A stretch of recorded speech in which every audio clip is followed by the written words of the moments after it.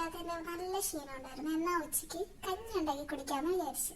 അങ്ങനെ കഞ്ഞി എടുത്ത് കഴുകി അതിലേക്ക് കുറച്ച് വെള്ളമൊക്കെ ഒഴിച്ച് കുറച്ച് ചെറുപയറൊക്കെ ഇട്ട് പിന്നെ അതിൻ്റെ അടപ്പ് നല്ല ഭംഗിയായിട്ട് തേച്ച് കഴുകി.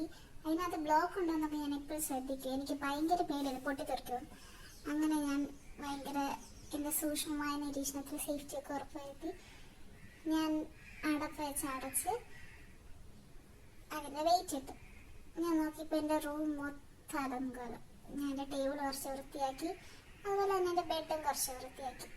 അപ്പോൾ കുറച്ച് ക്ലീൻ ഫീൽ വന്നു. അപ്പോഴത്തേനും വിസിൽ വന്നേ. എന്നിട്ട് എൻ്റെ കാത്തിരിപ്പ് തുടങ്ങി സുഹൃത്തുക്കളെ. ഞാൻ കാത്തിരിക്കാൻ തുടങ്ങി. അതിൻ്റെ ചൂട് മാറിയപ്പോൾ ഞാൻ തുറന്നു.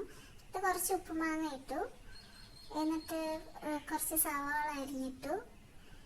എന്നിട്ട് ഞാൻ എൻ്റെ കയ്യിലുള്ള മീനച്ചാറ് കൂട്ടി കഴിച്ചു. യാ, ഇറ്റ് വാസ് ഗുഡ്.